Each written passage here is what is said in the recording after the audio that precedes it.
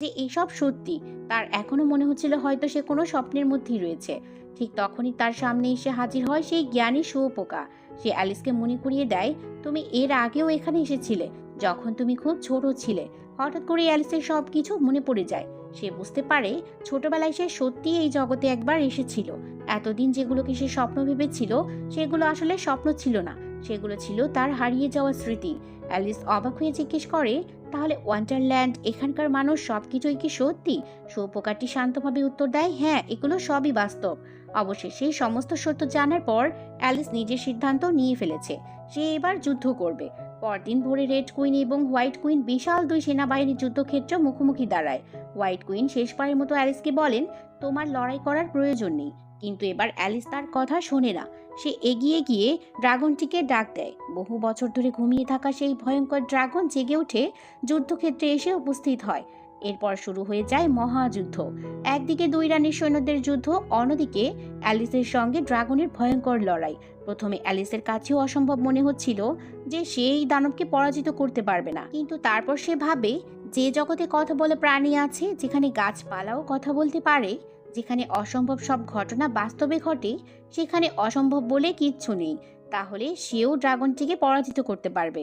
এই বিশ্বাস থেকেই সে নতুন করে সাহস পায়। লড়াই করতে করতে তারা একটি ধ্বংসপ্রাপ্ত দুর্গের চূড়ায় পৌঁছে যায়। নিচে তখন দুই বাহিনীর মধ্যে ভয়ঙ্কর যুদ্ধ চলছিল, আর উপরে অ্যালিস আর ড্রাগনটির চূড়ান্ত দ্বন্দ্ব। অবশেষে সঠিক মুহূর্তে সুযোগ পেয়ে অ্যালিস জাদুকরি তরবারি দিয়ে এক আঘাতে সেই ড্রাগনটির মাথা বিচ্ছিন্ন করে ফেলে, ঠিক যেমনটি ভবিষ্যৎবাণীতে লেখা ছিল। সেদিন ছিল সেই বিশেষ দিন যেদিন ভবিষ্যৎবাণী পূর্ণ হওয়ার কথা। আর সত্যিই ভবিষ্যৎবাণীটি পূর্ণ হয়।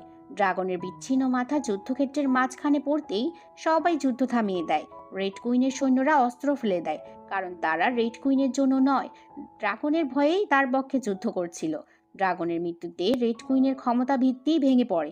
অবশেষে হোয়াইট কুইন আবার নিজের রাজ্য ফিরে পান, আর রেড কুইন এবং তার স্বামীকে চিরদিনের জন্য নির্বাসনে পাঠিয়ে দেওয়া হয়।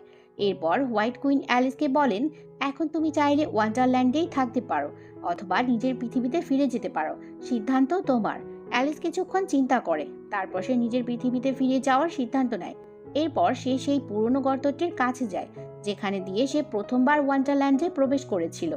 এক ঝলক আলো চারপাশ ভরে দেয়, আর পরের মুহূর্তেই অ্যালিস সেই গর্ত দিয়ে বেরিয়ে আবার নিজের বাস্তব জগতে ফিরে আসে। কিন্তু আশ্চর্যের বিষয় হলো, অ্যালিসের কাছে যত দীর্ঘ সময় কেটে যাক না কেন, বাস্তব পৃথিবীতে যেন সময় একেবারেই থেমেছিল। সে যখন গর্ত থেকে বেরিয়ে আসে, তখন দেখে সবাই এখনো সেই বাগান পাড়িতেই দাঁড়িয়ে আছে, আর যে যুবকটি তাকে বিয়ের প্রস্তাব দিয়েছিল, সেও এখনো তার উত্তরের অপেক্ষায়